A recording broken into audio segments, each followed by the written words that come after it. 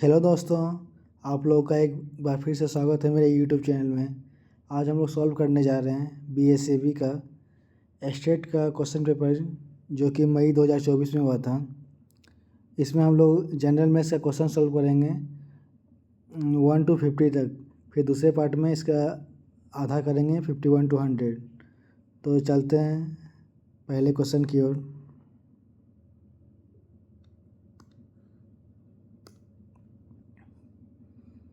ये एग्ज़ाम हुआ था हमारा 24/5/24 को 10 से 12:30 बजे। तो चलते हैं अपना पहला क्वेश्चन की ओर। इस क्वेश्चन में पूछ रहा है what type of number is √15। बोल रहा है कि √15 कैसी संख्या है। हम लोग को मालूम है कि √15 का स्क्वायर रूट कोई एक नेचुरल नंबर नहीं होता है। इसका जो वैल्यू आएगा 3 पॉइंट समथिंग आएगा, मीन्स कि वो एक नेचुरल नंबर नहीं है। तो हम इसको बोल सकते हैं कि ये जो √15 है ये हमारा इरेशनल नंबर है।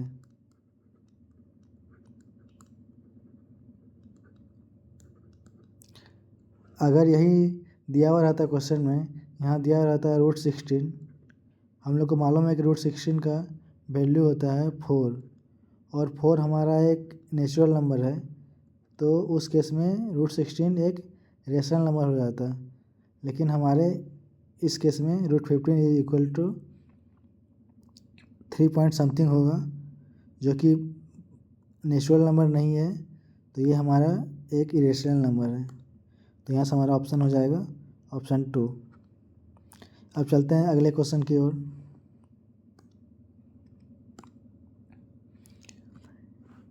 इस क्वेश्चन में पूछ रहा है विच of the following pairs is को प्राइम। तो सबसे पहले हम लोग जान लेते हैं कि आखिर को प्राइम होता क्या है।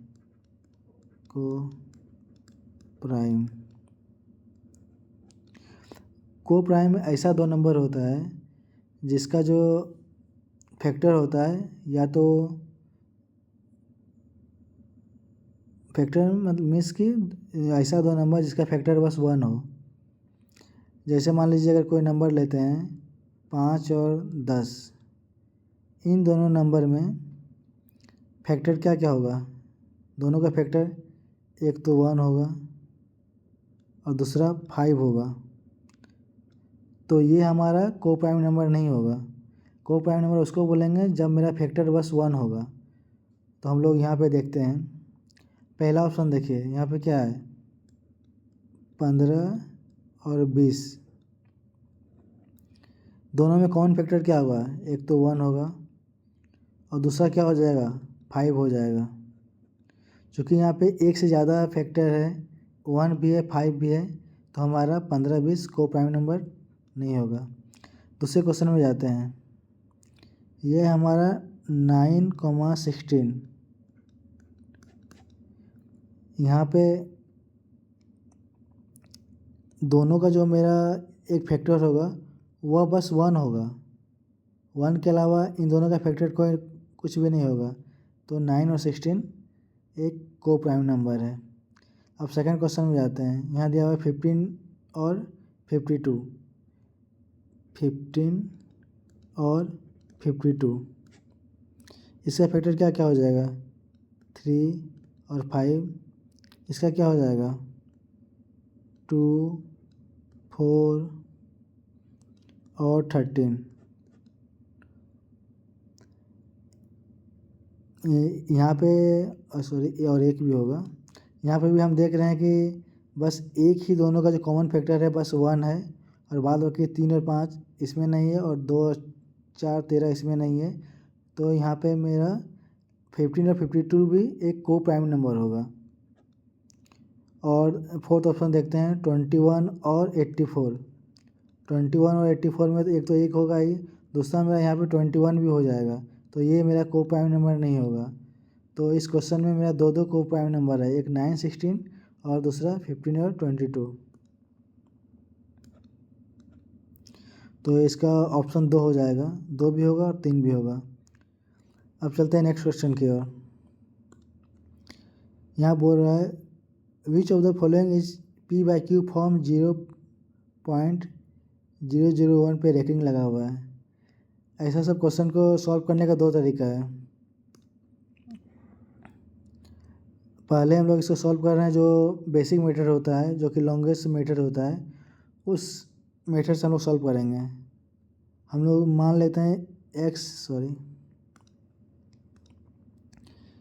x इज इक्वल टू दिया हुआ है हमारा 0.001। चूँकि हमको ये जो 3 डिजिट के बाद जो ये हमारा रैंकिंग लिखा हुआ है, इसको हम लोग हटाना है। तो फर्स्ट बार ये कब हटेगा, जब हम इसको 1000 से इंटू करेंगे तो यह पॉइंट हमारा यहाँ शिफ्ट हो जाएगा। तो हम लोग इसको क्या करते हैं, अगर हम लोग 0.001 रैंकिंग को 1000 से अगर इंटू करता है तो ये हमारा वैल्यू कितना हो जाएगा, 1 इंटू 001 ऐसे हो जाएगा। तो हम लोग यहाँ लिख सकते हैं 1000x इज इक्वल टू 1.001 ऐसे लिख सकते हैं। इसको मान लेते हैं हम लोग इक्वेशन 1 और इसको मान लेते हैं हम लोग इक्वेशन 2। हम लोग अब क्या करेंगे, इक्वेशन 2 को इक्वेशन 1 से माइनस करेंगे तो हमारा क्या हो जाएगा, 1000x इज इक्वल्स टू 1.001 पे ranking minus x is equal to 0.001 पे पावर रैंकिंग। दोनों को माइनस कर देते हैं तो क्या हो जाएगा हमारा 999x, और ये तो दोनों में कैंसिल हो जाएगा तो हमारा बच जाएगा 1। तो x का वैल्यू आ जाएगा 1/999।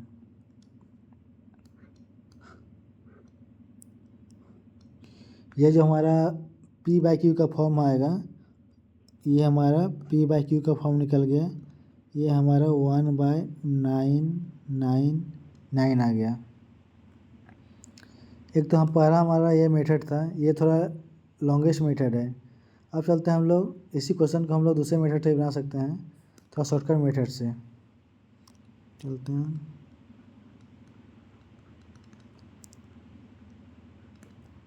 शॉर्टकट मेथड, तो इस क्वेश्चन में देखिए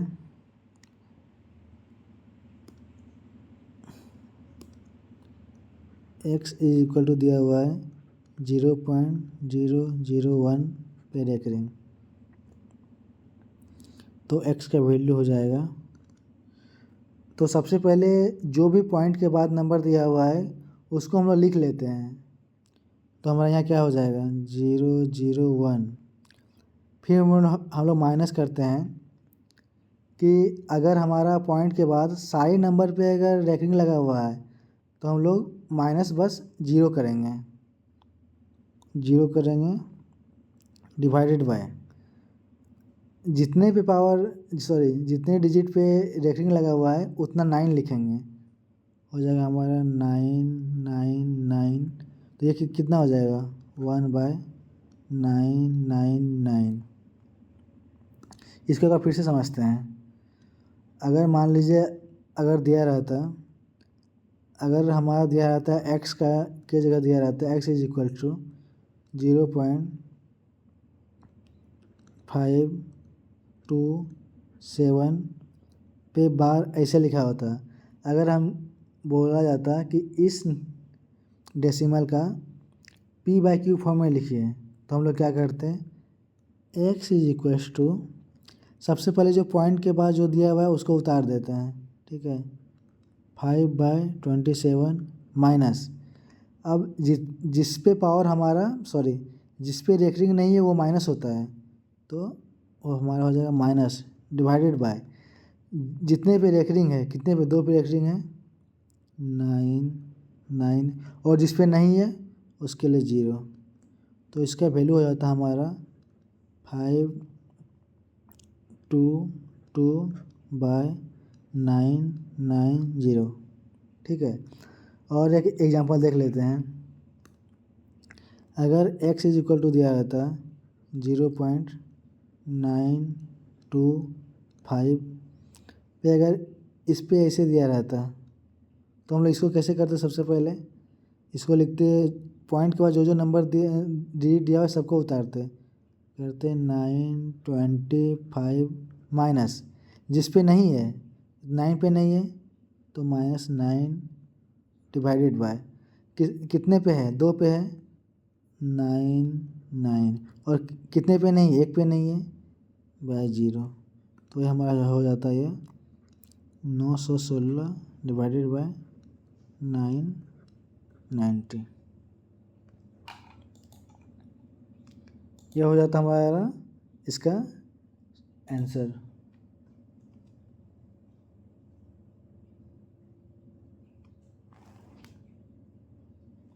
अब चलते हैं नेक्स्ट क्वेश्चन की ओर।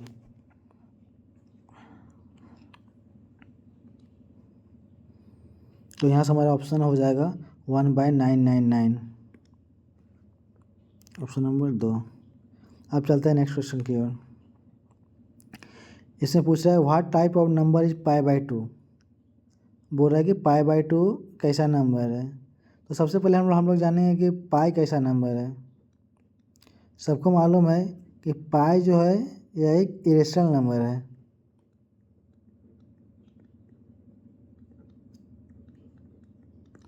इरेशनल नंबर है तो π/2 हम भी हमारा इरेशनल नंबर हो जाएगा, क्योंकि किसी इरेशनल नंबर को अगर किसी नेचुरल नंबर से डिवाइड करेंगे तो वह भी एक इरेशनल नंबर ही होता है।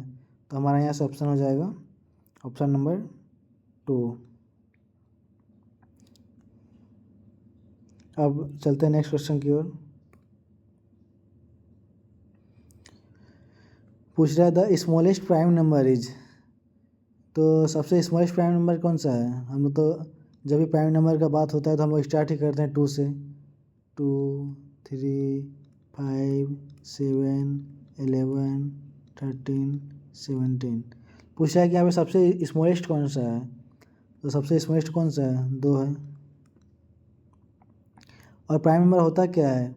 प्राइम नंबर वो होता है जो कि एक से डिविजिबल हो और जो एक नंबर है वह खुद से डिविजिबल हो। नंबर से जो एक से डिविजिबल हो और खुद n से जो नंबर है उससे डिविजिबल हो। 2 हमारा 1 से डिविजिबल है और 2 से डिविजिबल है, तो इसलिए ये हमारा प्राइम नंबर है और ये सबसे छोटा भी है। तो हमारा हो जाएगा ऑप्शन नंबर 1। अब हो रहा है P and Q are 2 prime numbers then their SCF is। तो बोल रहा है कि P and Q are 2 prime number दिया हुआ है तो दोनों का SCF निकालना है। तो हम लोग को मालूम है कि P को हम लोग लिख सकते हैं 1 इंटू P और Q को भी हम लोग लिख सकते हैं 1 इंटू Q, क्योंकि हम लोग को मालूम है कि जो भी प्राइम नंबर होगा वो उसका जो फैक्टर होगा वो होगा 1 इंटू P, और जब Q का भी फैक्टराइजेशन करेंगे तो हमारा हो जाएगा 1 इंटू Q। तो यहाँ से हमारा SCF हो जाएगा 1।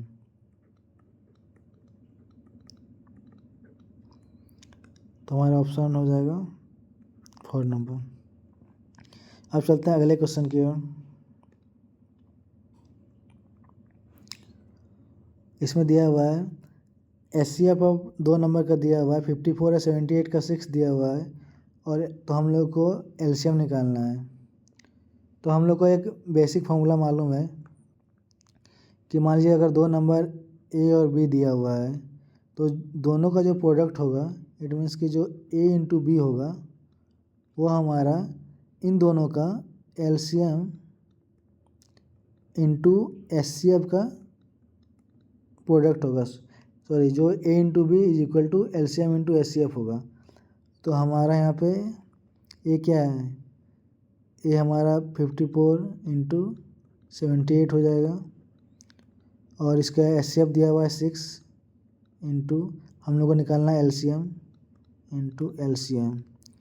तो 6 9 में कट जाएगा, 9 8 72, 963 4 7, तो एलसीएम, तो हमारा ऑप्शन हो जाएगा ऑप्शन नंबर 3।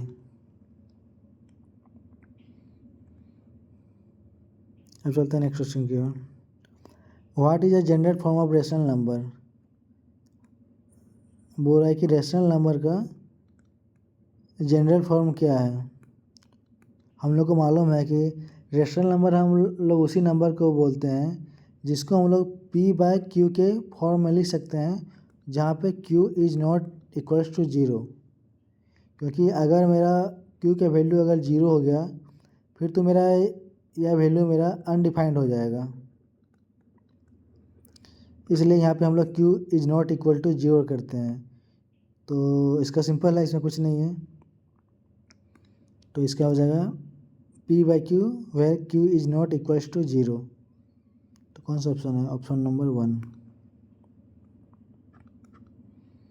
चलते हैं अब नेक्स्ट क्वेश्चन की ओर। यहाँ पूछ रहा है कि HCF ऑफ 420 एंड 272 इज। तो हम लोग को इसका HCF निकालना है, तो हम लोग को HCF क्या लिखना पड़ेगा। इसको क्या लिख सकते हैं, सब सिंपल सा शब्दों में देखिए, इसको सिंपल वे में देखिए। 420 का 2 बार में जाएगा 210, फिर से 2 बार में जाएगा 105, 3 बार में जाएगा 35, फिर यहाँ से आएगा 5 × 7। अब हमारा वैसे ही 272 है, 272 2 से हो जाएगा 136, 2 से हो जाएगा 2 से हो जाएगा 34, 217। अब हम लोग लिख सकते हैं 420 को हम लोग लिख सकते हैं 2 × 2 × 3 × 5 × 7। वैसे हम लोग 272 को लिख सकते हैं 270 इज इक्वल्स टू 2 × 2 × 2 × 2 ×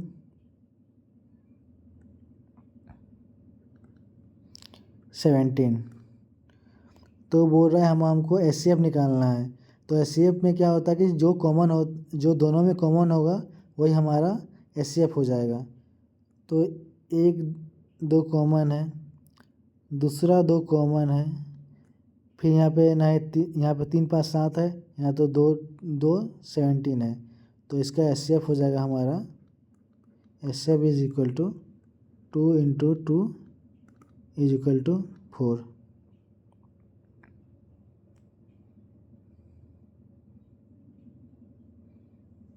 तो हमारे यहाँ से ऑप्शन हो जाएगा ऑप्शन नंबर 4। यही अगर एग्ज़ाम में आया है तो हमको लोग को इसको जल्दबाजी में करना है। तो जल्दबाजी में करना है तो हम लोग यहाँ देख रहे हैं कि ऑप्शन कितना है दिया हुआ है, ऑप्शन 1 2 3 4, यहाँ 4 ही ऑप्शन दिया हुआ है। और हम लोग देख रहे हैं कि जो 420 है, ये 420 को हम लोग डायरेक्ट लिख सकते हैं 4 × 105। और 272 को भी लिख सकते हैं हम लोग, सॉरी 4 ×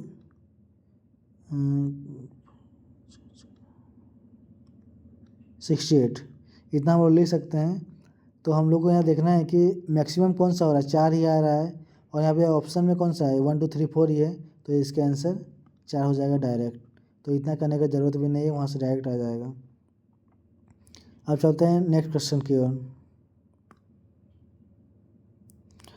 बोल रहा है any positive odd integer is of the form where q is an integer. तो हम लोग पहले इसका ऑप्शन देख लेते हैं कैसे दिया हुआ, किस फॉर्म में दिया हुआ है।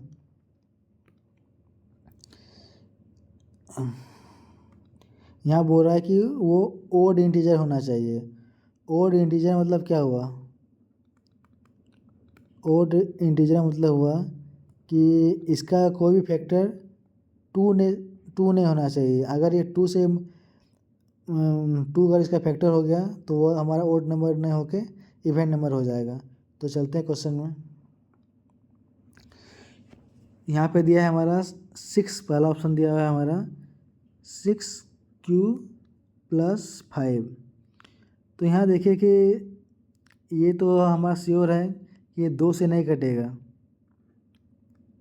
क्योंकि अगर हम 2 से काटेंगे तो मेरा क्या बचेगा, यहाँ बच जाएगा मेरा 3q + 5/2। मेरे यहाँ पे रिमाइंडर जो है मेरा कुछ ना कुछ आ रहा है, जो कि मेरा ये रिमाइंडर मेरा नॉट इक्वल टू 0, या फिर जो रिमाइंडर आ रहा है वो मेरा 2 से नहीं डिविजल हो रहा है। तो हमारा जो हमारा होगा वो हमारा ओड नंबर 6q + 5 हो जाएगा। अब दूसरे ऑप्शन में देखते हैं, यहाँ क्या दिया हुआ है 6q + 5 × 0, मीन्स क्या ये तो पूरा 0 ही हो जाएगा। ये हो गया हमारा 6q। जो हमारा 6q है ये तो हमारा 2 से दिख ही रहा है, 2 से कट जाएगा 3 बार में, 3q बार में, तो हमारा 3q आ गया। मतलब यहाँ पे मेरा परफेक्ट डिवीजन हो जा रहा है, तो यह हमारा इवन नंबर होगा, ओड नंबर नहीं होगा। Same to same next question में देखिए, ये दिया हुआ है हमारा, नेक्स्ट ऑप्शन में 6q + 10। यहाँ से हम लोग 2 को अगर कॉमन ले लें तो क्या हो जाएगा 3q + 5। मीन्स क्या ये जो फॉर्म दिया हुआ है ये भी हमारा 2 से डिविजल है, मतलब कि ये भी इवन नंबर होगा, ओड नंबर नहीं होगा। अब चलते हैं नेक्स्ट क्वेश्चन की ओर। यहाँ दिया हुआ है मेरा 6q + 15 दिया हुआ है। तो यहाँ से अगर हम मान लेते हैं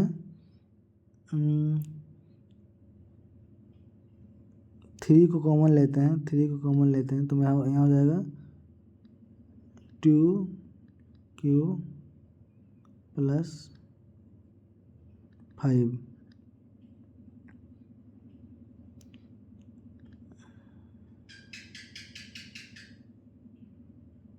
तो ये हमारा फॉर्म में आ गया 3 × 2q + 5। हाँ, ये हमारा यहाँ इस फॉर्म में आ गया। अगर हम लोग q का वैल्यू अगर हम लोग यहाँ पे 1 लेते हैं तो हमारा क्या हो जाएगा 3 × 7 = 21। अगर हम यहाँ पे 2 लेते हैं तो हमारा हो जाएगा 3 × 2 × 2 + 5। तो हमारा ये हो जाएगा, ये हो जाएगा 26। तो यहाँ से जो ऑप्शन आ रहा है, ये जो 6q + 5 × 3 दिया हुआ है यह भी हमारा ओड नंबर ही होगा। जो भी दिया हुआ है हमारा ओड नंबर ही होगा। मतलब यहाँ से मेरा 2 ऑप्शन आ रहा है। पहला तो 6q + 5, दूसरा आ जाएगा हमारा 6q + 5 × 3। तो इसका 2 ऑप्शन हो जाएगा। एक बार क्वेश्चन देख लेते हैं क्या पूछ रहे हैं। हाँ, यहाँ पे हम लोग q इंटीजर है तो हमारा ये में 2 आंसर हो जाएगा। अब चलते हैं नेक्स्ट क्वेश्चन की ओर। ये पूछ रहा है sum of the zeros of the polynomial x² - 4x + 1। हमारा इक्वेशन दिया हुआ है x² - 4x + 1 = 0।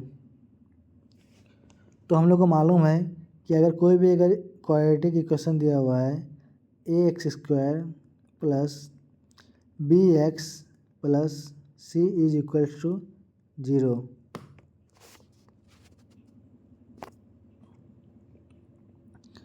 तो मान लीजिए अगर इसका अल्फ़ा और बीटा रूट्स है तो ये दोनों का समेशन कितना हो जाता है अल्फ़ा + बीटा = -b/a।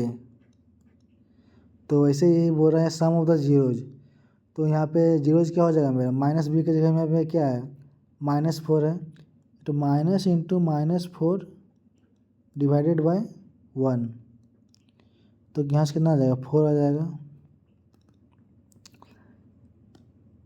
मीन्स कि इसका जो सम ऑफ जीरोज होगा वो हमारा 4 हो जाएगा, ऑप्शन नंबर 1। अब चलते हैं नेक्स्ट क्वेश्चन की ओर।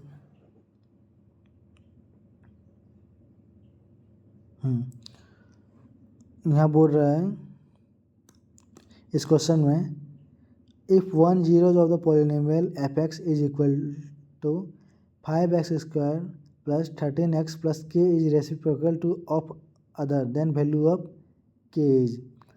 बोल रहा है कि ये जो हमारा फंक्शन दिया हुआ है y is equal to 5x² plus 13x plus k, इसका जो रूट्स दिया हुआ है दोनों एक दूसरे का रेसिप्रोकल है। तो हम लोग को मालूम है कि अगर अल्फ़ा और बीटा दो रूट्स है तो पहला तो फॉर्मूला होता है कि alpha plus beta is equals to minus B by A, और दूसरा फॉर्मूला होता है alpha into beta is equals to C by A. तो हम लोग को दिया हुआ है और हम लोग को यहाँ पे गिवन क्वेश्चन में दिया हुआ है कि alpha is equal to 1 by beta, क्योंकि बोल रहा है कि एक रूट्स दूसरे का रेसिप्रोकल है। तो alpha is equal to 1 by beta लिख सकते हैं। तो यहाँ से हमारा आ जाएगा alpha into beta is equal to 1,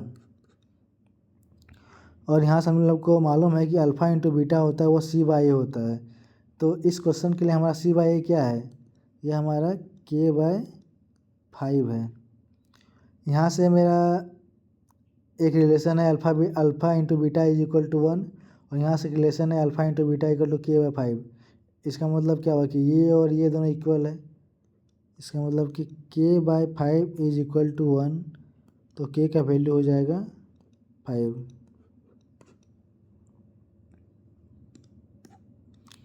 तो हमारा कौन सा ऑप्शन हो जाएगा, ऑप्शन नंबर 4। अब चलते हैं नेक्स्ट क्वेश्चन की ओर।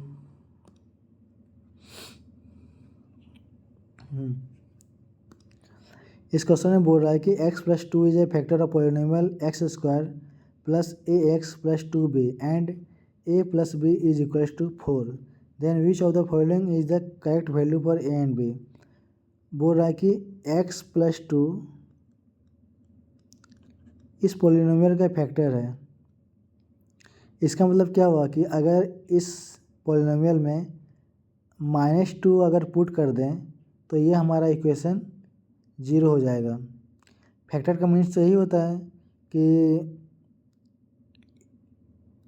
यहाँ से x, यहाँ हम क्या करते हैं x प्लस 2 इक्वल टू 0 करते हैं, और x का वैल्यू कितना आया -2 आया।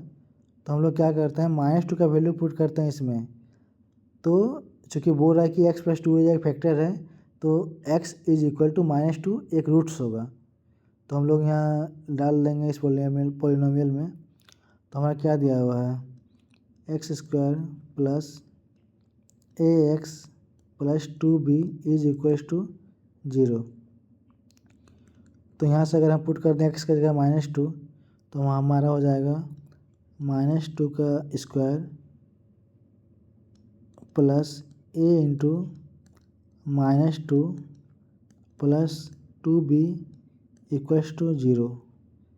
तो यहाँ से हमारा आ जाएगा 4 minus 2a plus 2b is equals to 0। और यहाँ पे दूसरा रिलेशन दिया हुआ है a plus b equal to 4, a plus b equal to 4। तो हम लोग यहाँ से लिख सकते हैं, हम लोग को निकालना क्या a और b का वैल्यू। तो हम लोग लिख सकते हैं b equal to 4 minus a।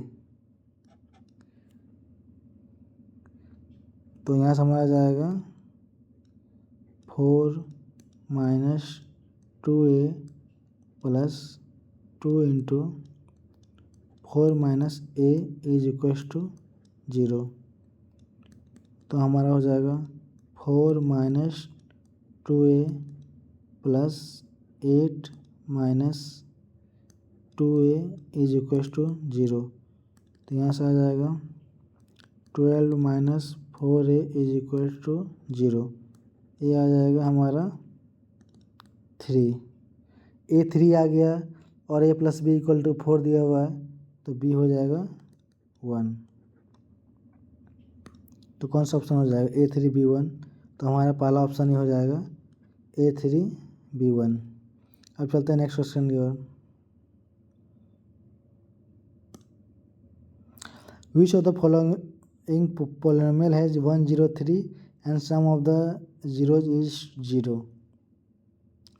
देखिए यहाँ बोल रहा है विच ऑफ द पॉलिनोमियल तो यहाँ जो दिया हुआ है 4 पॉलिनोमियल दिया हुआ है और चारों देख रहे हैं कि चारों ही क्वाड्रेटिक में है। इसका मतलब कि अगर हम लोग को मालूम है क्वाड्रेटिक के बारे में सब कुछ, बोल रहा है कि एक मान लीजिए अल्फ़ा और बीटा 2 रूट्स है। अगर अल्फ़ा का वैल्यू दिया हुआ है 3 और पूछा है कि दोनों का जो सम है वो 0 है। इसका मतलब क्या हुआ कि alpha plus beta is equals to 0। Alpha दिया हुआ है 3 plus beta is equal to 0, तो यहाँ से मेरा बीटा का वैल्यू आ जाएगा -3। पहला रूट्स हो गया 3, दूसरा रूट्स हो गया -3।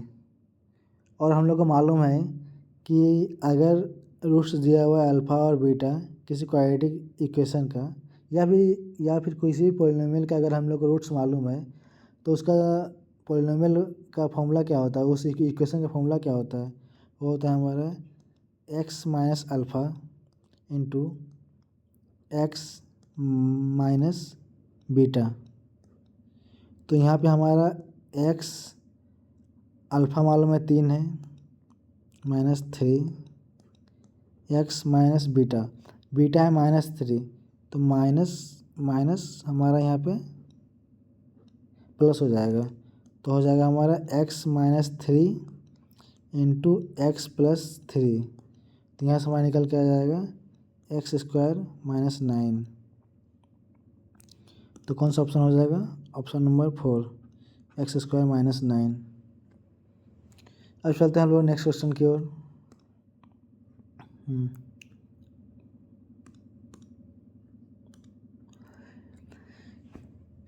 इसमें बोल रहा है विच of the following is zero of the polynomial. इस इक्वेशन का हम लोग को जीरो निकालने बोल रहा है। तो पहले हम लोग पॉलिनोमियल लिख लेते हैं। ये होता है x² -5x + 6 = 0। तो इस क्वेश्चन में मतलब तो कुछ नहीं करना है, बस इसको हम लोग फैक्टर के फॉर्म में लिख देते हैं। तो इसको हम लोग लिख सकते हैं x² -3x - 2x + 6 = 0 लिख सकते हैं। अगर हम लोग x को कॉमन ले लेते हैं, यहाँ क्या बच जाएगा, x को कॉमन ले तो बच जाएगा x -3 - 2 इंटू x -3 = 0। तो यहाँ से हमारा आ जाएगा x -3 इंटू x -2 = 0। तो एक वैल्यू आ जाएगा मेरा x -3 = 0। तो यहाँ से मेरा आ जाएगा x = 3। सिमिलरली यहाँ से आ जाएगा मेरा x = 2। तो इस पॉलिनोमियल का 3 और 2 जीरोज होगा। तो कौन सा ऑप्शन है, ऑप्शन नंबर 3। अब चलते हैं नेक्स्ट क्वेश्चन की ओर। यहाँ बोला the lines representing the pairs of linear equations 2x - 3y - 2 = 0 and 4x - 4y - 5 = 0। तो हम लोग यहाँ से लिख सकते हैं 2x - 3y - 2 = 0, 4x - 4y - 5 = 0। हम लोग को मालूम है कि अगर कोई दो लाइन दिया हुआ है, अगर दिया हुआ है a1 x + b1 y + c1 = 0 और दूसरा लाइन दिया हुआ है a2 x + b2 y + c2 = 0। अगर दो लाइन का इक्वेशन दिया हुआ है और अगर ये कंडीशन सेटिस्फाइज करे, a1 / a2 is not equal to b1 / b2, तो इस केस में हमारा जो आता है उस केस में हमारा इंटरसेक्टिंग करता है वो। तो हमारे यहाँ पे क्या दिया हुआ है 2/4 और यहाँ दिया हुआ है -3 डिवाइडेड बाई -4 इक्वल टू 3/4। ये हमारा 2/4 और ये हमारा 3/4, दोनों का रेशियो एक दूसरे के इक्वल नहीं है, तो ये हमारा हो जाएगा इंटरसेक्टिंग।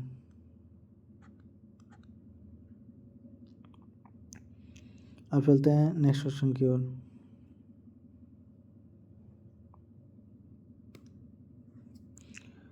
बोल रहा है the zeros of the polynomial 4x² - 3r। तो सबसे पहले हम लोग लिख लेते हैं 4x² - 3 इज इक्वल टू 0। तो यहाँ से क्या हो जाएगा 4x² is equal to 3, x² is equal to 3/4। तो x का वैल्यू आ जाएगा 3/4 का स्क्वायर रूट। यहाँ पे मेरा प्लस माइनस दोनों आ जाता है, तो इसलिए x का वैल्यू हो जाएगा +-√3/2। तो कौन सा ऑप्शन है? Option number 3। अब चलते हैं अगले क्वेश्चन की ओर। यहाँ बोल रहा है एक quadratic polynomial whose sum of zeros is 0 and 1 0 is 4 then polynomial will be. देख लेते हैं क्या क्या दिया हुआ है। मान लेते हैं अगर अल्फ़ा और बीटा इसका 2 रूट्स है, sum of the zeros is 0 दिया हुआ है, इसका मतलब क्या हुआ alpha plus beta equal to 0 दिया हुआ है। 1 0 is 4 plus beta equal to beta हो गया हमारा -4, अल्फ़ा हो गया 4, बीटा हो गया -4। तो फिर से वैसे ही कर देना है x -4 इंटू x -4। तो हो जाएगा हमारा x -4 इंटू x +4। तो यहाँ से निकल जाएगा हमारा x² -16। तो कौन सा ऑप्शन हो जाएगा? Option number 1। अब चलते हैं अगले क्वेश्चन की ओर। If a pair of linear equation in two variable is consistent then line representing by two equation are. तो ठीक है,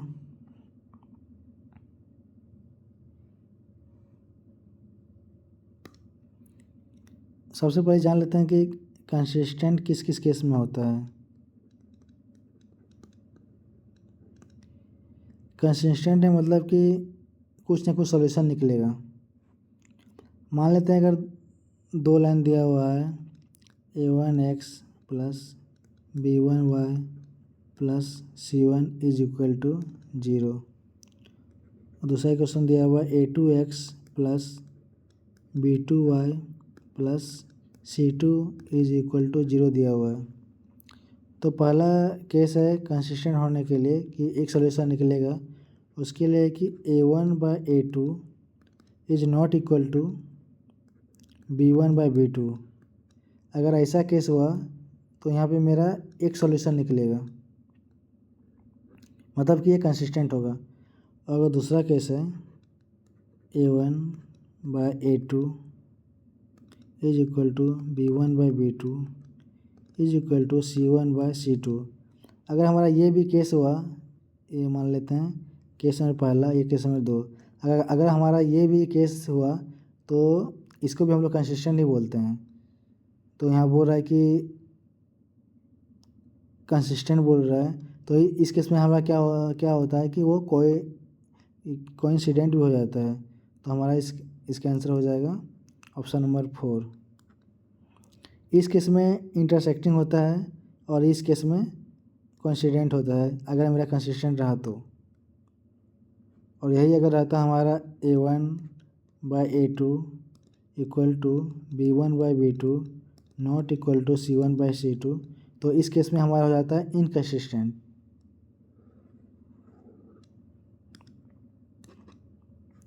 तो हमारा इसका आंसर हो जाएगा ऑप्शन नंबर 4। अब चलते हैं अगले क्वेश्चन की ओर।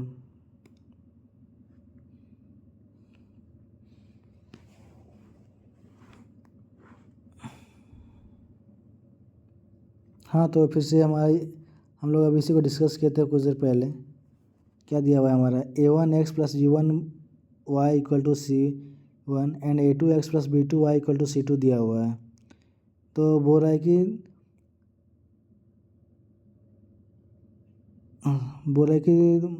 कोई दो एक लाइन है और एक लाइन है।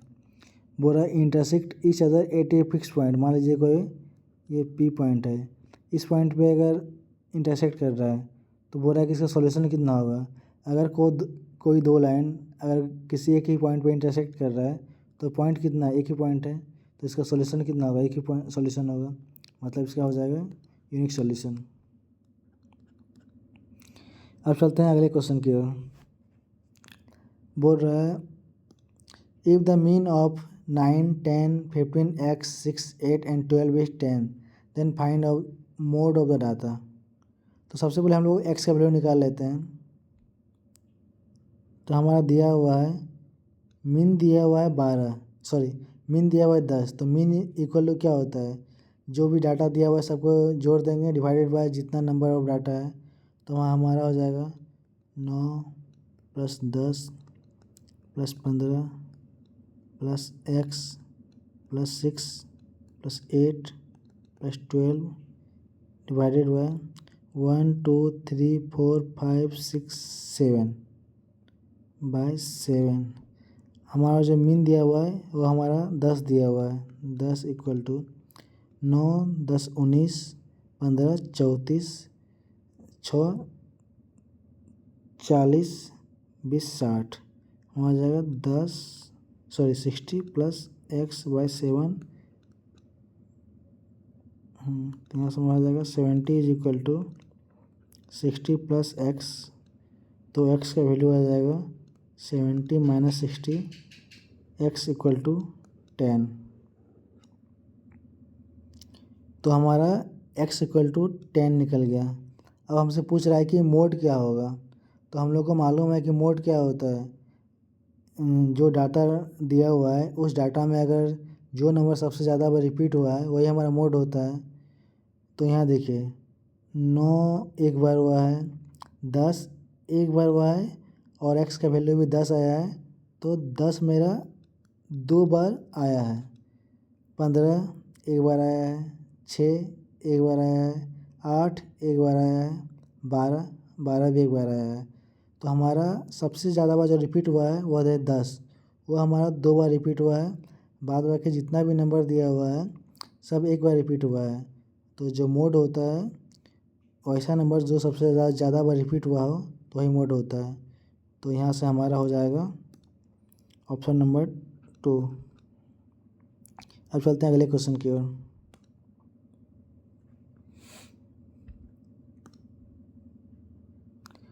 यहाँ दिया हुआ है क्या है,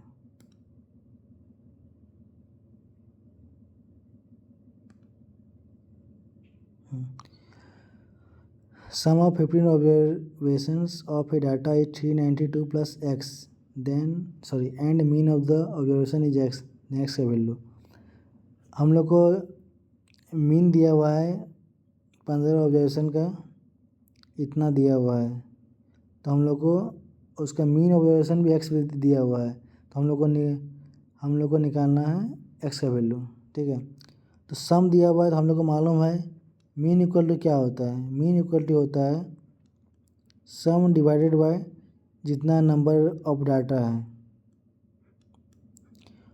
तो हमारे यहाँ पे मीन दिया हुआ है, x दिया हुआ है और सम दिया हुआ है 392 + x, 392 + x और टोटल नंबर मेरा 15 है। तो 15 आ जाएगा। तो यहाँ से आ जाएगा मेरा 15x = 392 + x। तो यहाँ से हो जाएगा हमारा 14x = 392। x का हो जाएगा 14 दूनी 28, तो x का वैल्यू हो जाएगा 28। तो हमारा ऑप्शन नंबर 2 हो जाएगा। अब चलते हैं अगले क्वेश्चन की ओर। इसमें बोल रहा है if the mean of the first x natural number is 5x/3 then x is equal to. सबसे पहले हम लोग यहाँ दिया हुआ है फर्स्ट x नेचुरल नंबर। तो मान लेते हैं हमारा जो पहला जो x है नेचुरल नंबर 1 2 3 4 5 6 बला बला बला। मान लीजिए हमारा x तक कोई नेचुरल नंबर है, तो मीन इक्वल टू क्या होता है, समेसन बाय जितना नंबर है। तो यहाँ से 1 to x का समेसन कितना होगा, जो सम होगा हमारा वो हम लोग को मालूम है कि अगर एक से नंबर स्टार्ट हुआ है और वो नेचुरल नंबर है, तो अगर वो x तक है तो उसका समेसन का फॉर्मूला होता है x इंटू x प्लस 1/2। और यहाँ हमारा बोल रहा है कि मीन हम लोग को निकालना है। तो मीन इक्वल टू क्या हो जाएगा, mean equal to x into x 1/2 divided by into total number कितना हो जाएगा, टोटल नंबर x हो जाएगा। तो हमारा हो जाएगा x। तो यहाँ से हमारा हो जाएगा x into x plus 1/2x। अगर x तो 0 नहीं है तो x कट जाएगा, तो हमारा आ जाएगा x प्लस 1/2। और हमारे यहाँ पे जो मीन है उसका वैल्यू दिया हुआ है 5x/3। तो हम लिख सकते हैं यहाँ पे 5x/3 is equal to x plus 1/2। तो यहाँ से हमारा आ जाएगा 10x equal to 3x plus 3। तो यहाँ से हमारा आ जाएगा 7x इक्वल टू 3। तो x का वैल्यू आ जाएगा हमारा 3/7, जो कि एक नेचुरल नंबर है ही नहीं। हम लोग यहाँ नेचुरल नंबर का बोल रहा है और 3/7 हमारा नेचुरल नंबर है ही नहीं। तो यहाँ से हमारा ऑप्शन तो क्या हो जाएगा, ऑप्शन नंबर 1 भी नहीं होगा, या कुछ डाटा में कुछ एरर है, सिंपल सी बात है। तो हमारा ऑप्शन ये नहीं होगा। इस जो डाटा दिया हुआ है उस डाटा के अनुसार हमारा x का वैल्यू 3/7 आ रहा है, और 3/7 हमारा नेचुरल नंबर है ही नहीं। तो हम लोग जब ऐसा आ गया तो हम लोग चेक करेंगे जो जो डाटा दिया हुआ है इसको हम लोग पुट करके देखेंगे अगर ऐसा आ रहा है, आता है कि नहीं आता है। तो सबसे पहले हम लोग ऑप्शन नंबर 1 लेते हैं। x का वैल्यू 5 दिया हुआ है। अगर 5 दिया हुआ है x का वैल्यू, तो इसका मीन कितना आ जाएगा, 5 इंटू 5/3 इक्वल टू हो जाएगा हमारा 25/3 मीन आ जाएगा। और हम लोग इधर से कि मेरा अगर 25/3 मीन इसके अनुसार आया, हम लोग को दूसरा लेफ्ट हैंड साइड में क्या आना चाहिए, क्या हो जाएगा हमारा 5 इंटू 6/2। ये समेसन हो गया और मेरा जो नंबर है 5 कैंसिल, तो यहाँ आ गया 3। तो 3 इज नॉट इक्वल टू 25/3, ये तो हो जाएगा, मतलब मेरा 5 नहीं होगा। अब दूसरा ऑप्शन में जाते हैं। दूसरा ऑप्शन में क्या हो जाएगा, 10 इंटू 11/2 इंटू, चूँकि मेरा 10 नंबर है तो 10 से डिवाइडेड हो जाएगा, तो 10/10 इक्वल टू 11/2। और राइट साइड में क्या हो जाएगा हमारा 5 इंटू 10/3 हो जाएगा 50/3। तो ये भी नॉट इक्वल टू है मेरा 50/3। अब लेते हैं ऑप्शन नंबर 3, क्या हो जाएगा 5 इंटू 4/3 इज इक्वल टू 20/3। यहाँ से हमारा आ जाएगा 4 इंटू 5/2 और टोटल नंबर 4 है तो 4 हो जाएगा, 4 इंटू 4 कैंसिल हो गया, 5/2 नॉट इक्वल टू 20/3। अब आते हैं लास्ट ऑप्शन की ओर। यहाँ हमारा आ जाएगा 5/3 इंटू 9, 3 कैंसिल आ गया 15। और यहाँ से हमारा आ जाएगा 9 इंटू 10/2 इंटू 9 कैंसिल, अब आ जाएगा मेरा 5। यहाँ आ गया 5 और वहाँ आ गया 15, 5 इज नॉट इक्वल टू 15। तो यहाँ इसमें हमारा सा कोई भी ऑप्शन नहीं होगा या फिर डाटा में कुछ प्रॉब्लम है। अब चलते हैं अगले क्वेश्चन की ओर।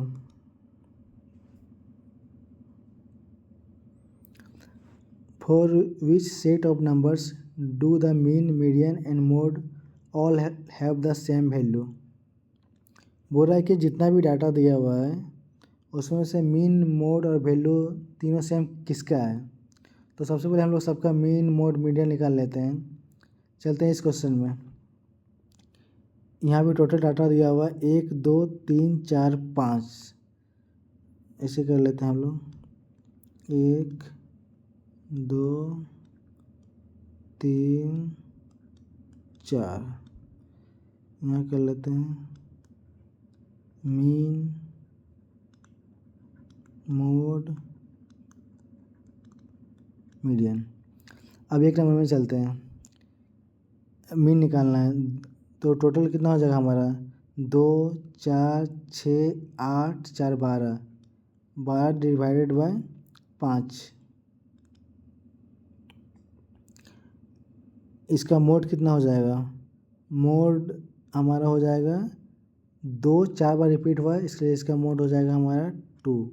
तो ये तो ऑप्शन नहीं होगा। अब तो इसको हम लोग काट ही देते हैं, मीडियन निकालने का कोई फ़ायदा नहीं है। अब चलते हैं अगले क्वेश्चन की ओर। 2 नंबर में बोल रहा है इसका मीन कितना हो जाएगा। तो उसके पहले सबको जोड़ेंगे 1 3 4 3 7 3 10 5 15, 15 डिवाइडेड बाय 1 2 3 4 5, 5 मतलब इसका मीन आ गया 3। इसका मोड कितना आ जाएगा, मोड चूँकि जो 3 है वो 3 बार आया हुआ है और 1 1 बार आया और 5 1 बार आया है। तो इसका मोड हो जाएगा हमारा 3। अब इसका मीडियन देखते हैं। मीडियन क्या होता है, जो भी डाटा दिया हुआ है उसको या तो हम लोग इंक्रीजिंग ऑर्डर में लिखेंगे या तो डिक्रीजिंग ऑर्डर में लिखेंगे। यहाँ पे हमारा इंक्रीजिंग ऑर्डर में लिखा हुआ है और टोटल टर्म हमारा 5 है। अगर टोटल टर्म 5 है तो बीच का टर्म हमारा कौन सा हो जाएगा, जो थर्ड टर्म होगा वही हमारा बीच का हो जाएगा। तो हमारा थर्ड टर्म कौन सा हो गया 1 3 3 1 2 3, जो 3 है 3 हमारा थर्ड का टर्म है, मतलब कि सॉरी जो 3 हमारा है वो हमारा बीच का टर्म है। तो ये इसका मीडियन हो जाएगा 3। तो सेकंड ऑप्शन का मीन, मोड, मीडियन सब 3 है। तो इसका आंसर हो जाएगा 2 नंबर। अब चलते हैं अगले क्वेश्चन की ओर। बोल रहे the real roots of the equation x square mode of x plus 4 is equal to 0। सबसे पहले हम लोग जान लेते हैं कि ये जो इक्वेशन दिया हुआ है ये एक्चुअली में यहाँ पे मोड क्यों लगा हुआ है। तो हम लोग को मालूम है कि अगर mode x equal to x, ये कब होता है, इफ़ एक्स ग्रेटर देन या ग्रेटर देन 0 होता है तब mode x is equal to x होता है। अगर एक्स अगर लेस देन 0 है तो मोड एक्स का वैल्यू माइनस एक्स होता है। तो ये जो दिया हुआ है यहाँ हमारा 2 इक्वेशन बन जाएगा। पहला इक्वेशन तो निकलेगा x square plus x plus 4 is equal to 0 if x is greater than 0। दूसरा इक्वेशन निकल जाएगा हमारा x square minus x plus 4 is equal to 0 if x is less than 0। ठीक है। और ये अब हम लोग को बोल रहा है कि यहाँ पे रियल रूट्स और इमेजिनरी रूट। तो हम लोग रियल रूट्स के लिए क्या देखते हैं, अगर कोई इक्वेशन हमारा दिया हुआ है A X square plus B X plus C is equals to 0। अगर इसका डी का वैल्यू जो डी होता है वो हमारा होता है बी स्क्वायर माइनस 4ac। अगर हमारा डी ग्रेटर देन 0 है तो हमारा ये 2 रियल रूट्स निकलते हैं। अगर यहाँ अगर इक्वलिटी भी होगा तो वो भी रियल रूट्स होगा। अगर डी लेस देन 0 होता है तो हमारा 2 इमेजिनरी रूट्स होता है। तो इस क्वेश्चन में हमारा क्या दिया हुआ है, इस क्वेश्चन में हमारा दिया हुआ है, तो निकाल लेते हैं। पहले हम लोग डी निकाल लेते हैं। डी क्या हो जाएगा हमारा, दोनों केस में हमारा सेम ही होगा क्योंकि यहाँ पे बी स्क्वायर है और बी के अगर स्क्वायर है तो प्लस माइनस होने से कुछ उतना फर्क नहीं पड़ेगा। तो यहाँ पे कोफिशिएंट कितना 1 है, -4 × 4 मीन्स 1 - 16 = -15।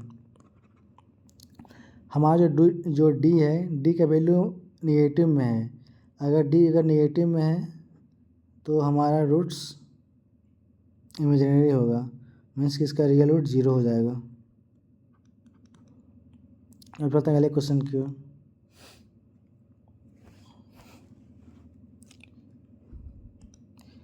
यहाँ बोल रहा है the mean temperature of Monday, Tuesday and Wednesday is 25 degree Celsius. Again the mean temperature of Tuesday, Wednesday and Thursday is 42 degree Celsius.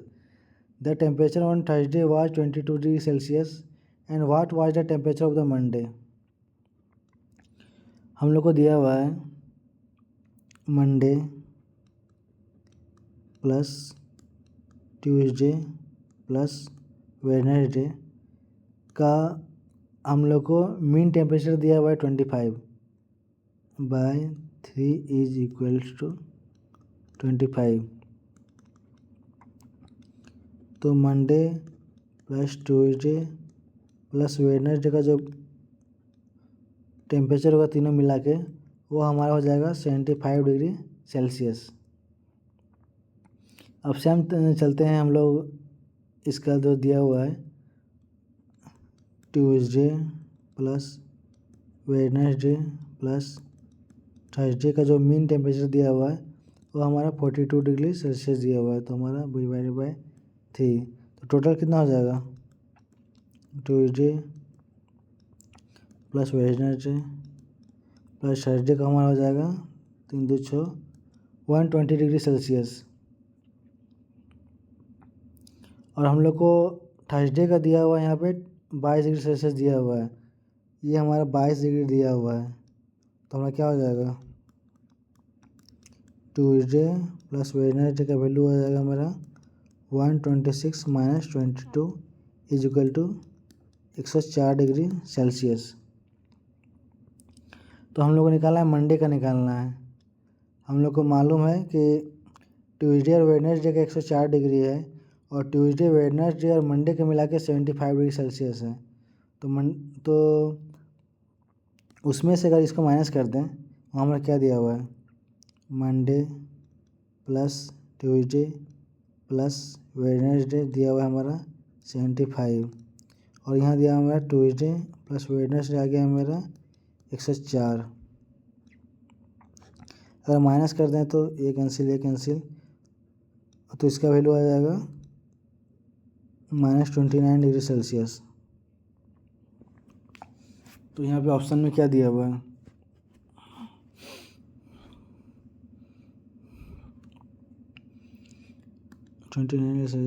जो ऑप्शन दिया हुआ है एक ये दिया हुआ 29 डिग्री सेल्सियस। 29 डिग्री सेल्सियस नहीं होगा, ये एक्चुअली माइनस में 29 डिग्री सेल्सियस होगा। या तो माइनस में से होगा या फिर कोई डाटा में गड़बड़ी किया होगा, मंडे का जगह थर्सडे कर दिया होगा, थर्सडे की जगह मंडे कर दिया होगा, इसलिए ऐसा ऑप्शन आ रहा है। अब चलते हैं अगले क्वेश्चन की ओर। Sorry, any point on the line y = x is of the form.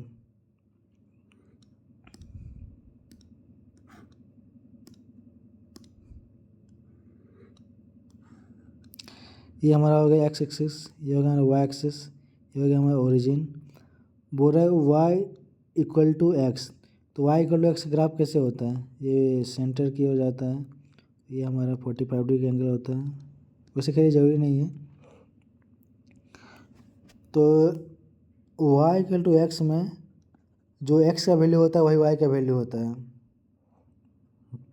तो ए माइनस ए ये तो नहीं होगा, 0 ए दोनों अलग अलग नहीं होगा, ए ये हो जाएगा, A0 ये नहीं होगा। तो ऑप्शन नंबर 3 हमारा इसका आंसर हो जाएगा। अब चलते हैं अगले क्वेश्चन की ओर। बोल रहा है the roots of the equation ax² + bx + c = 0 are reciprocal of each other then. तो वही तभी हम लोग पहले किए थे। बोल रहा है कि रेसिप्रोकल है। मान लीजिए अगर अल्फ़ा और बीटा दो रूट्स है तो दिया हुआ है अल्फ़ा = 1/β। इसका मतलब हुआ कि अल्फ़ा इंटू बीटा = 1। और हम लोग को मालूम है कि अगर अल्फ़ा और बीटा रूट्स है तो दोनों का जो प्रोडक्ट होता है वो होता है c/a। तो यहाँ से हमारा क्या हो जाएगा, यहाँ से 1 हो जाएगा और यहाँ से आ जाएगा हमारा c/a। तो यहाँ से हमारा आ जाएगा a = c।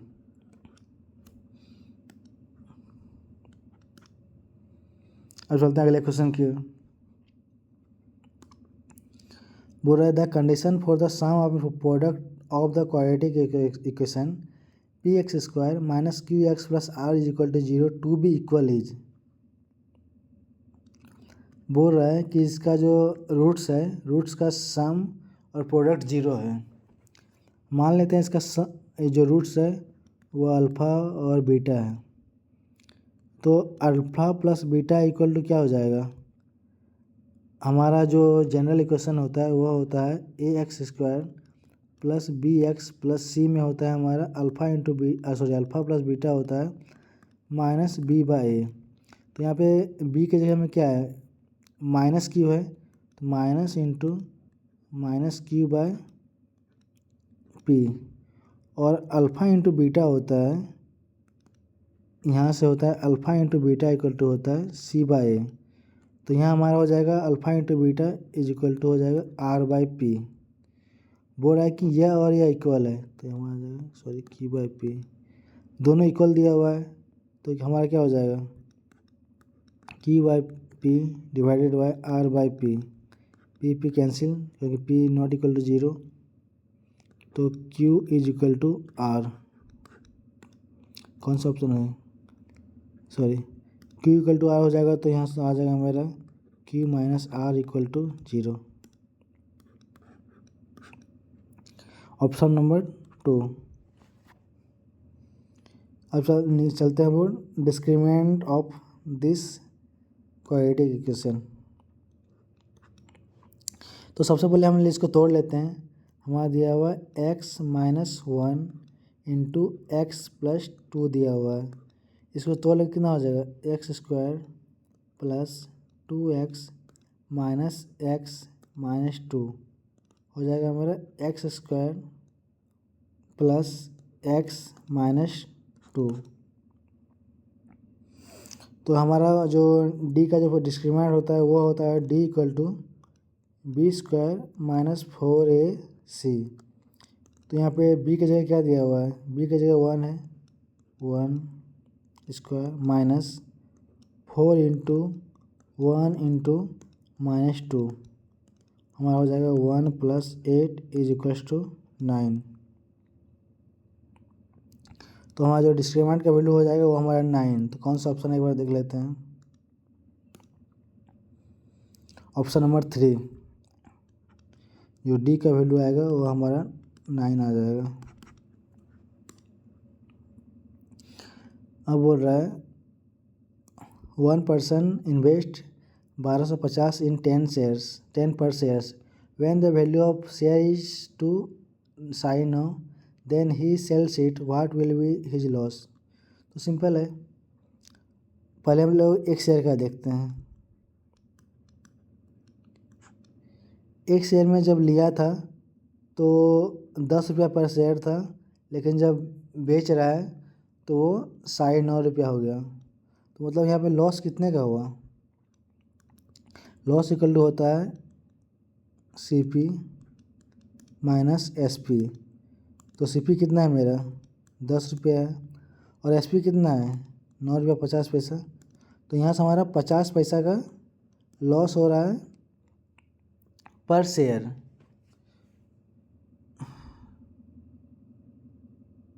सॉरी, मतलब ये हम्म, तो यहाँ पे मतलब 10 रुपया पर शेयर में हमको हमको जो लॉस हो रहा है वो हो रहा है 50 पैसा का।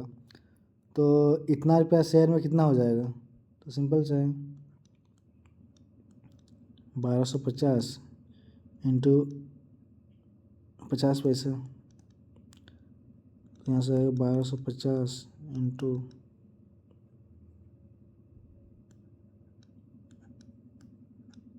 आप, यहाँ से आ जाएगा हमारा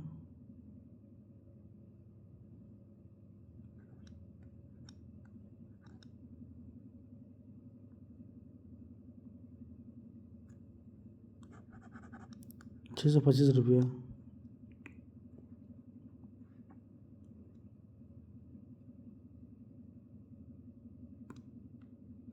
अब चलते हैं अगला क्वेश्चन। यहाँ क्या दिया हुआ है? 60 550 अच्छा,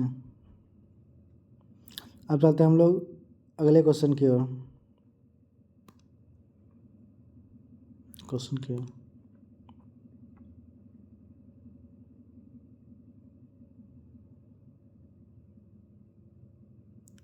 हाँ, बोल रहा है annual dividend for the 400 shares of value 10 if the returns पर क्वार्टर इज 5%।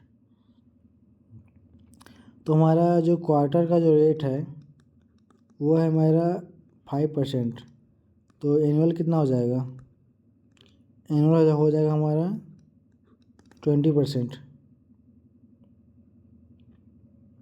तो बोल रहा है एनुअल डिविडेंड कितना कितना निकल जाएगा हमारा?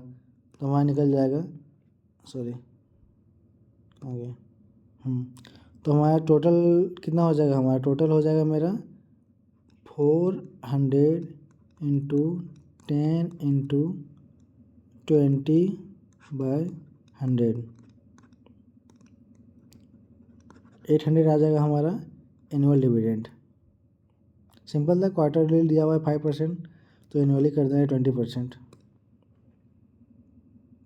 तो ऑप्शन नंबर 1। चलते हैं अब अगले क्वेश्चन की ओर। यहाँ पूछा है the discount of 50% on one item is equal to discount of 20% on the other, what will be the rate of cost of 2 item. तो सिंपल है, मान लीजिए ए आइटम है, इसका डिस्काउंट कितना 15%, 15/100 इज इक्वल टू, इसका डिस्काउंट कितना है 20%, b into 20/100, 100 cancel, A/B is equal to 20/15, 5 चौके 5 दिया, A/B इक्वल टू 4/3। तो रेशियो आ जाएगा हमारा 4:3। हो गया, ऑप्शन नंबर 2 हो जाएगा। अब चलते हैं अगले क्वेश्चन की ओर। बोल रहा है one shopkeeper fix the price of sari 20% more than the cost price. मान लेते हैं इसका अगर CP दिया हुआ है और इसका हो जाएगा MP हो जाएगा। यहाँ बोला 20%, 20% मतलब क्या है? ये अगर 100 है तो ये 120 है, तो 5 है तो ये 6 हो जाएगा। मतलब हमारा CP 5 है तो MP हमारा 6 हो जाएगा। अब बोल रहा है कि डिस्काउंट दिया 10% का, तो MP अगर तो निकालते यहाँ निकालते SP। अगर हमारा MP 10 है तो डिस्काउंट दिया 10%, तो SP हमारा हो जाएगा 9। अब बोल रहा है कि परसेंटेज प्रॉफिट कितना है। अब सबको एक रेशियो मिला लेते हैं, यहाँ 6 है यहाँ 10 है। तो अगर इसको हम लोग इंटू करते हैं 5 से, ठीक है, इसको हम लोग करते हैं 5 से, तो इसको भी करना पड़ेगा 5 से। इसको करते हैं अगर 3 से, तो इसको भी करना पड़ेगा 3 से। तो यहाँ क्या हो जाएगा हमारा? ये हमारा हो जाएगा CP हो जाएगा 25, MP हो जाएगा 30 और SP हो जाएगा हमारा 27। CP है 25, SP है 27, तो प्रॉफिट कितने का हो रहा है, 2 का हो रहा है। हम लोग को निकालना है प्रॉफिट परसेंट। प्रॉफिट परसेंट हो जाएगा 2/100 डिवाइडेड बाय 25, तो हो जाएगा 8%। 8% का प्रॉफिट हो जाएगा। तो कौन सा ऑप्शन दिया हुआ है, ऑप्शन नंबर 2। अब चलते हैं अगले क्वेश्चन की ओर। बोल रहा है मोहन बाउट ए हाउस और house rupees 30,000 which is depreciating at the rate of 25% per annum. तो what will be the cost house after 3 years। तो सिंपल है, जो कॉस्ट होगा आफ्टर 3 years, हमारा परसेंटेज कितना कम हो रहा है, 25% एक साल में कम हो रहा है। मतलब क्या, 1/4 कम हो रहा है। तो कम होकर मेरा बच कितना रहा है, 3/4। 3/4 टाइम्स मेरा एक साल में हो रहा है, तो 3 साल में कितना हो जाएगा मैं हमारा, 3/4 पे पावर क्यू। और हम लोग को स्टार्टिंग का मालूम है 30,000, तो फाइनल कॉस्ट क्या हो जाएगा, सिंपल है, फाइनल कॉस्ट हो जाएगा हमारा 30,000 by 3/4 cube. 30,000 into 27/64, 81,000 by 64 bye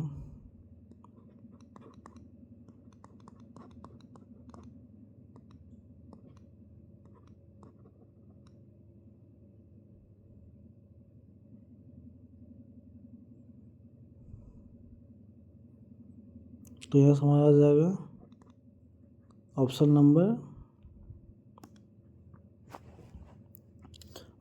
4 आ जाएगा।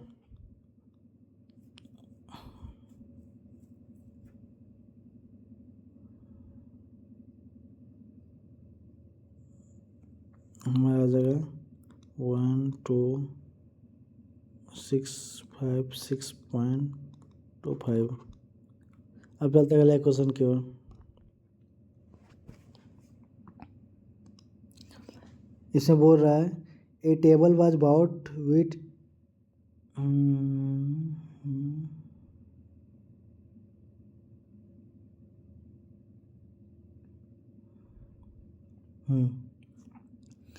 बोल रहा है इमीडिएट पेमेंट किया है वो 750 रुपये का, और बोल रहा है 6 मंथ बाद क्या है 436 रुपये का, और रेट दिया हुआ है कि 18% पर एनम है। तो बोल रहा है कि कैश वैल्यू ऑफ टेबल कितना होगा। जो हम लोग को जो रेट दिया हुआ है, रेट दिया हुआ है 18%।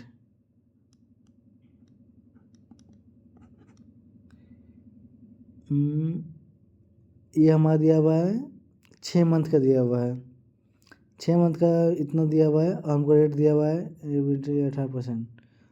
तो हमारा एनुअली दिया हुआ है रेट, तो हमारा 6 मंथ का रेट कितना हो जाएगा, 6 मंथ का रेट इसका हाफ हो जाएगा, मतलब 18/2, मतलब मेरा 9% हो जाएगा। और 9% में जो पे कर रहा है वो हमारा पे कर रहा है 436 रुपया पे कर रहा है। मतलब क्या, 100 रुपया था, वो हो गया हमारा 109 रुपया। इसका वैल्यू हम लोग को दिया हुआ है 436, इसका 4 गुना, तो ये भी वहाँ हो जाएगा 4 गुना। तो हम लोग को जो एक्चुअली जो इसका जो कैश वैल्यू होगा, वो हमारा जो जो स्टार्टिंग में पेमेंट किया था प्लस ये वैल्यू हो जाएगा। तो टोटल पेमेंट कितना हो जाएगा, 750 प्लस 400, 1150। तो इसका आंसर हो जाएगा 1150। अब चलता है अगले क्वेश्चन की ओर। बोला the point 32 and -32 both are located on which axis. तो हम लोग पहले डायग्राम बना लेते हैं। 32 यहीं कहीं होगा फर्स्ट क्वाड्रेंट में, क्योंकि दोनों पॉजिटिव है। और -3 2 हमारा यहीं कहीं होगा।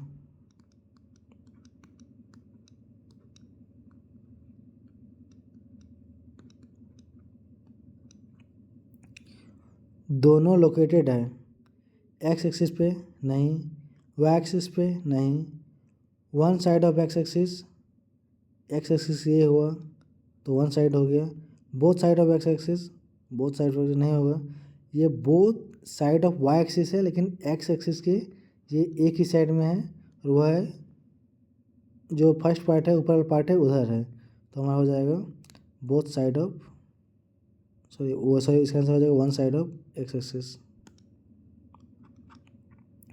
अब चलते हैं अगले क्वेश्चन की ओर।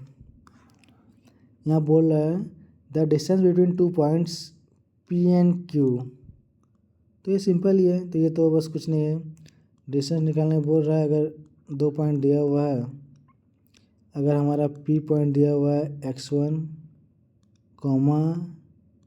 y1 और कोई क्यू पॉइंट दिया हुआ है x2, y2, तो डिस्टेंस इक्वल टू होता है x2 माइनस x1 का whole square plus y2 minus y1 का होल स्क्वायर पे पावर अंडर रूट, तो हमारा हो जाएगा 4 माइनस 2 स्क्वायर प्लस 2 माइनस 3 का स्क्वायर 4 प्लस x, तो हमारा हो जाएगा √5। सिंपल था ये, तो इसका आंसर हो जाएगा √5। अब चलते हैं अगले क्वेश्चन की ओर। बोल रहा है if the coordinates at the vertices at the diameter of the circle -4 to 8 6 then the what is equal. बोल रहा है कि कोई एक सर्कल दिया हुआ है,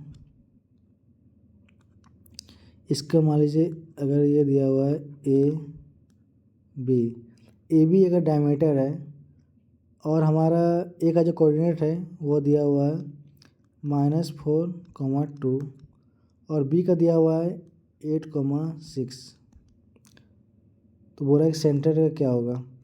तो ये हम लोग को मालूम है कि जो सेंटर होता है वो डायमीटर का हाफ जहाँ होता है वहीं पे वो पॉइंट होता है, तो ये पॉइंट ए बी का मिड पॉइंट है, मान लीजिए सेंटर ओ है, तो ओ का मेरा कोऑर्डिनेट क्या हो जाएगा, एक्स इक्वल टू हो जाएगा x1 प्लस x2/2 और y इक्वल टू हो जाएगा y1 प्लस y2/2।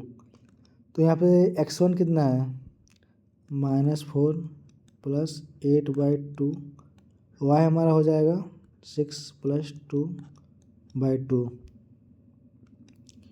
तो हमारे यहाँ से हो जाएगा 2, y आ जाएगा हमारा 4, तो ऑप्शन नंबर 3। अब चलते हैं अगले क्वेश्चन की ओर।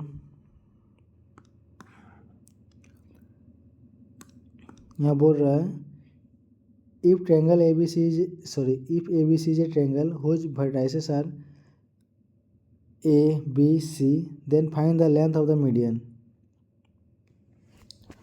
तो हम लोग पहले जानते हैं कि मीडियन होता क्या है। मान लीजिए हमारा ए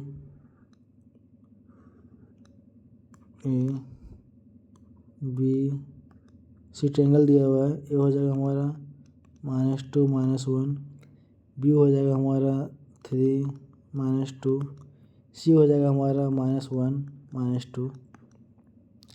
जो मीडियन होता है मान लीजिए अगर ए डी है, जो मीडियन होता है अपोजिट साइड को 2 इक्वल पार्ट्स में डिवाइड करता है, मीन्स कि B D is equal to D C. इसका मतलब क्या हुआ कि ये जो डी है ये हमारा बी सी का मिड पॉइंट है, तो हमारा डी का कोऑर्डिनेट क्या हो जाएगा, मान लेते हैं इसका कोऑर्डिनेट अगर हमारा x, y है तो इसका कोऑर्डिनेट क्या हो जाएगा, x इज इक्वल टू 3 -1/2 और y इक्वल टू हो जाएगा हमारा -2 -2/2 -2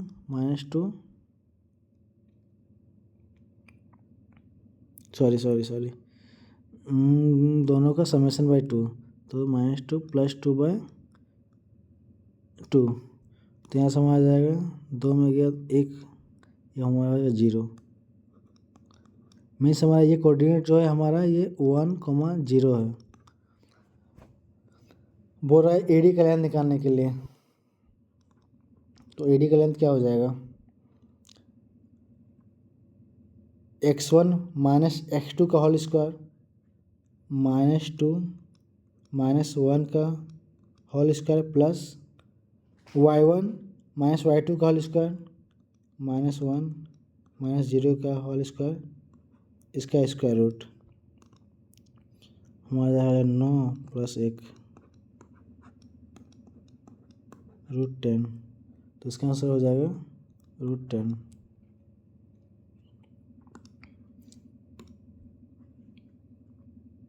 अब चलते हैं अगले क्वेश्चन की ओर। बोल रहा है what is the coordinate of the point which divides the line segment joining 1 1 2 3 in the ratio 2:3। तो सबसे पहले हम देखते हैं पूछ बोल कह रहे हैं।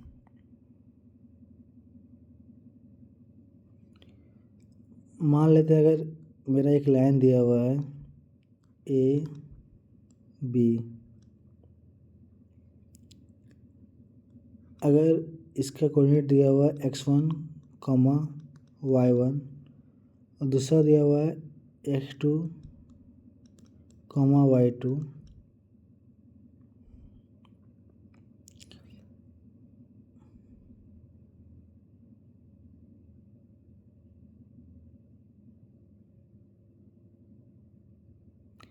मान लीजिए हमारा यहाँ पे कोई पॉइंट है, इसका कोऑर्डिनेट है x1, कैपिटल X1, y1। बोल रहा है कि अगर ये पॉइंट ए बी को m/n में इंटरनली इंटरसेक्ट करता है या इंटरनली इसको m/n में डिवाइड करता है, तो हमारा ये जो x1 है, इस x1 का कोऑर्डिनेट हो जाएगा हमारा m/x2 plus n/x1 divided by m + n। वैसे ही मेरा ये जो y1 का जो कोऑर्डिनेट होगा वो हो जाएगा m/y2 plus n/y1 divided by m + n। तो यहाँ से हमारा निकल जाएगा x1 = तो वही दिया हुआ है हमारा, यहाँ पे दिया हुआ है ए का कोऑर्डिनेट दिया हुआ है 1, 1 और बी का कोऑर्डिनेट दिया हुआ है 2, 3 और m और n का वैल्यू दिया हुआ है 2:3। तो हमारा हो जाएगा mx2 2 × 2 4 plus nx1 3 × 1 3 divided by m + n हो जाएगा 2 + 3 = 7/5। वैसे ही y1 = हो जाएगा हमारा m/y2 2 × 3 6 plus n/y1 3 × 1 3 divided by m + n 2 + 3 = 9/5। तो मेरा कोऑर्डिनेट हो जाएगा 7/5, 9/5। कौन सा ऑप्शन दिया हुआ है?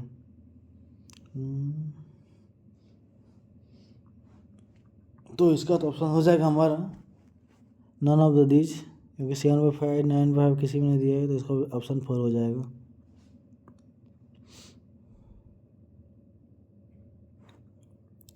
अब चलते हैं अगले क्वेश्चन की ओर। What will be coordinates of the midpoint of the line segment joining the point 22, 20, 0, 16? तो सिंपल है, ये तो हमारा 2 पॉइंट दिया हुआ है, मान लेते हैं ये A है 22, 20 है और ये हमारा B है 0, 16 है।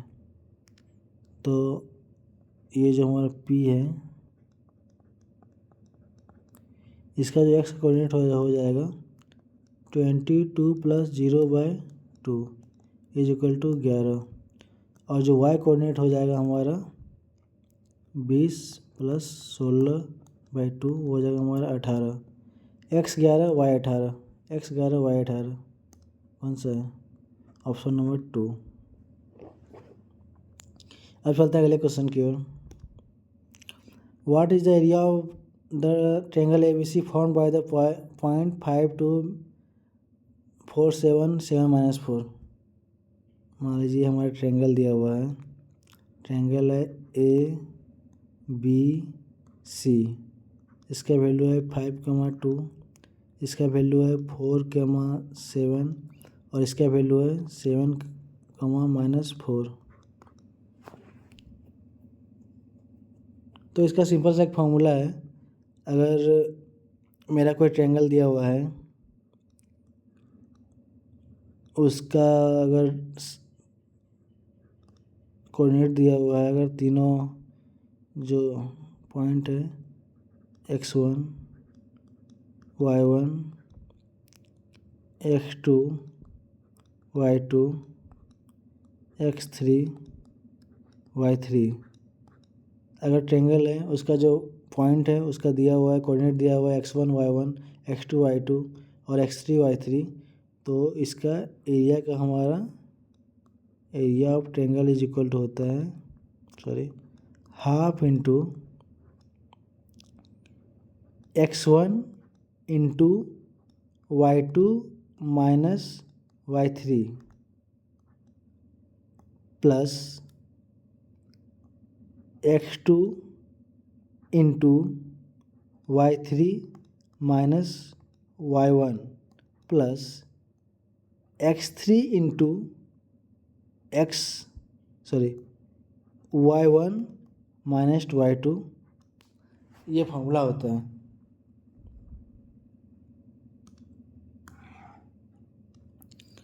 तो हमारे यहाँ से क्या निकल जाएगा? Area of triangle ABC equal to हो जाएगा हाफ इंटू x1 हमारा कितना है? 5 है, 5, y2 minus y3, y2 7 -4, 7 -4 plus x2 4 है, 4 into y3 minus y1, y3 -4 -2, -4 -2 plus x3 7 दिया हुआ है, 7 into y1 minus y2, y1 2 -7, 2 -7, तो वहाँ हो जाएगा 1/2, 5 इंटू माइनस प्लस हो जाएगा 11 प्लस 4 इंटू -6 प्लस 7 इंटू -5, तो यहाँ से हमारा आ जाएगा हाफ इंटू 55 -24 -35 हो जाएगा हाफ इंटू 55 -59 इक्वल टू -4/2। तो एक्चुअली जी हमारा जो होता है यह हमारा मोड में होता है, क्योंकि एरिया तो कभी निगेटिव नहीं होगा, तो हमारा ये मोड में होता है, यहाँ हमारा मोड में होता है, ये हमारा मोड में होता है।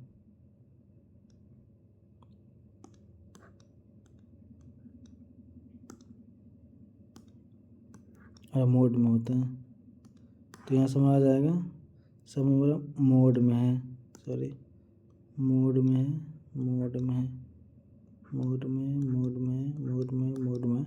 तो ये हम आ जाएगा 2 यूनिट्स।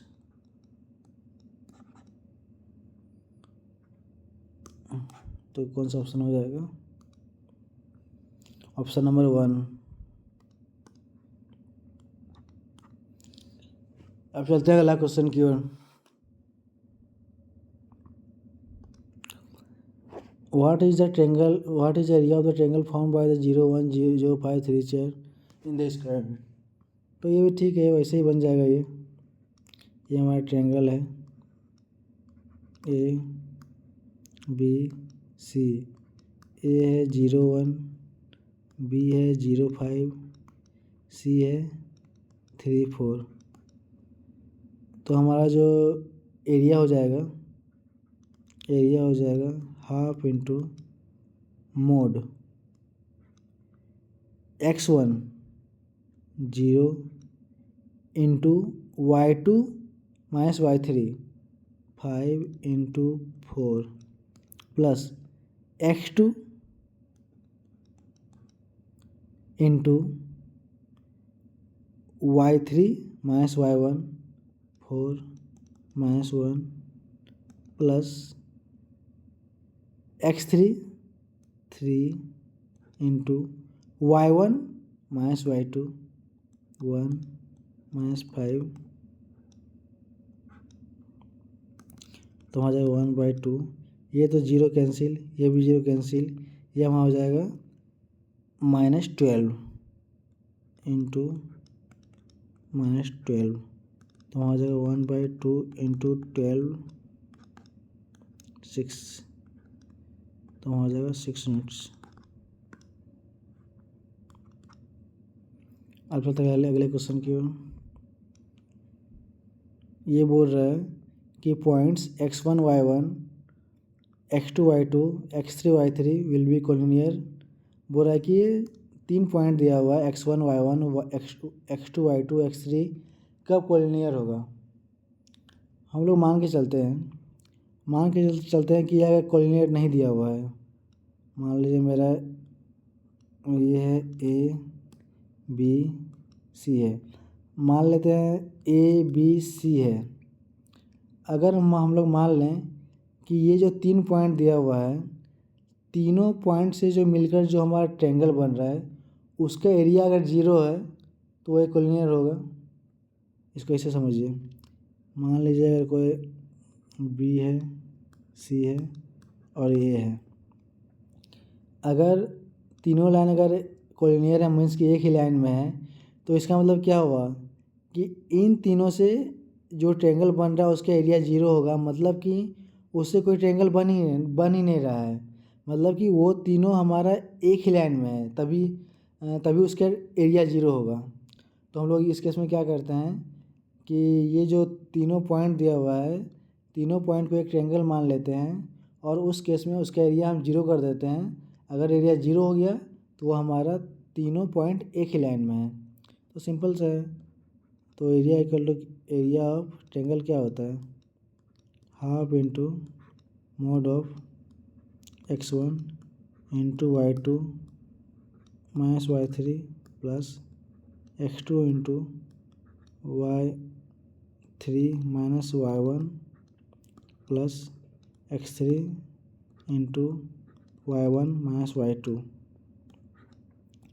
Is equal to 0। ये तो 0 हो जाएगा तो हमारा बचेगा क्या, बस यही बच जाएगा x1 into y2 minus y3 plus x2 into y3 minus y1 plus x3 into y1 minus y2। ये हो जाएगा कंडीशन। तो देखते हैं किस में दिया हुआ है।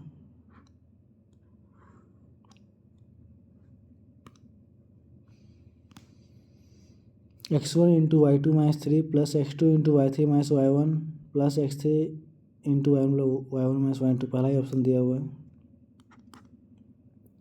ठीक है, अब चलते हैं अगले क्वेश्चन की ओर।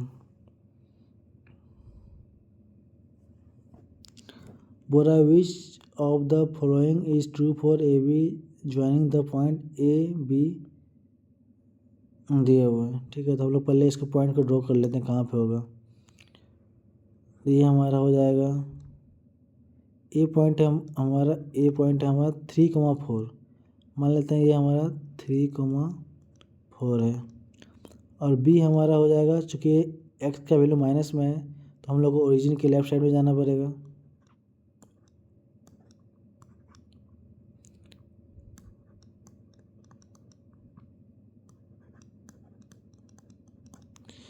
तो हमारे यहाँ कहीं -5 होगा और यहाँ हमारा -4 होगा, -4 तो चूँकि ये लेंथ तो सेम होगा, ये हो जाएगा, ये हमारा बी हो जाएगा। लाइन ज्वाइनिंग ए बी, तो हमारा ए बी ऐसे ज्वाइन होगा। बोल रहा है A B is perpendicular to x axis, ये तो परपेंडिकुलर एक्सिस की नहीं, ये तो एक्स एक्सिस के पैरेलल में है। A B is perpendicular to y axis, A B is perpendicular to y axis, हाँ ये सही है क्योंकि इसे तो परपेंडिकुलर बना रहा है। अब बोल रहा है A B is parallel to y axis के पैरेलल नहीं है, पैरेलल तो ये एक्स एक्सिस के है, नन ऑफ दीज, ये तो नहीं होगा, तो हमारा ऑप्शन नंबर 2 हो जाएगा। अब चलते हैं अगला पॉइंट। ए पॉइंट क्या होता है, इसका ऑप्शन से मेल कर लेते हैं। 1 dimensional, 2 dimensional, 3 dimensional, none of these. ये पॉइंट का कोई डायमेंशन नहीं होता है, यह बस एक पॉइंट होता है, तो इसका आंसर हो जाएगा नन ऑफ दीज। अब चलते हैं अगले क्वेश्चन की ओर। बोल रहा है edges of the surfaces edges of a surface are. तो बोल रहा है एज, मान लीजिए कोई अगर क्यूबॉइड बना हुआ है,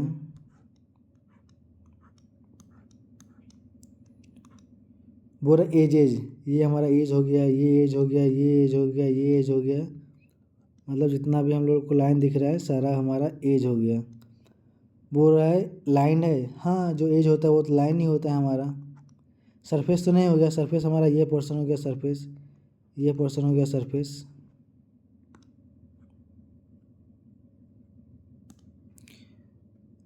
कर्व तो नहीं हुआ, तो हमारा नॉर्मल तो नहीं, हमारा लाइन से हो जाएगा। तो यह हमारा 1 to 50 क्वेश्चन तक का सॉल्यूशन।